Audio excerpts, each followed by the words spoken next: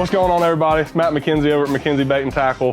Super excited to be doing this. We've talked about doing it for a while, so we're finally going to get some of these out to you guys. We've been talking about doing some product reviews, some videos of us fishing, using some of the products in the store. So we're going to go into that. Right now it's middle June, kind of warm outside. Starting to get a little transition, the fish are. They're going from that post-spawn pattern, getting out deep, getting on some of that middle depth brush pile type things. So a lot of this stuff is kind of geared towards that, and you'll see in the video of us fishing here shortly kind of where we were and what we were doing with that stuff. But without further ado, one of the top products that I've been using a lot this year that's helped me a lot is the Owner range roller heads.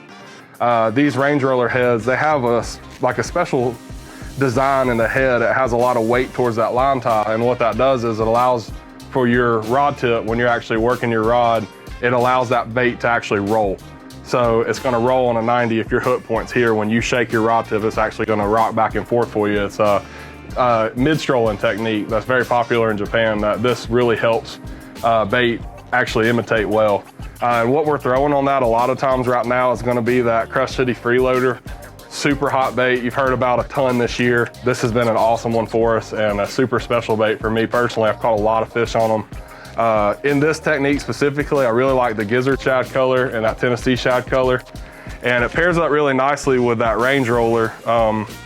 If you look at this bait, on the top, it actually has a rolled edge on the head, and it allows that bait, when you're working that rod tip, to really roll well. So that helps really tremendously. I found personally too that a 4-inch or bigger bait really helps get that roll action. A lot of guys will like to throw that smaller profile, and it doesn't work as well to get that rolling action that I think has been really hot for us this year. So really cool bait for that. Also doubles up tremendously well as a chatterbait trailer. You can see here too, we got chatterbaits. This is an awesome one for me too, as far as I'll use it offshore, onshore, kind of a little bit of everything. It's just a go-to, it's a confidence bait for me.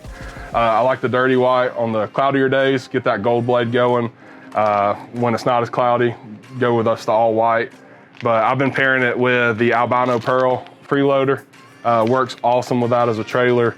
A lot of people think of it as a bait that you throw on the shore, but you know, when you get in those offshore brush piles, it's really the same concept. When you're reeling that thing through and it hits that brush pile and it ricochets off, it's the same thing as ricocheting off a piece of wood, you know, on the bank. So getting that reaction bite is massive for us. So you'll see a lot of that in our video as well. We got a bunch of those that day. Another one, just a great go-to for me this time of year, is a jig.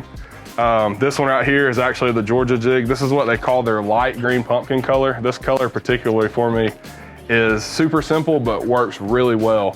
So I've actually been pairing this one here with the Crush City, the cleanup crawl.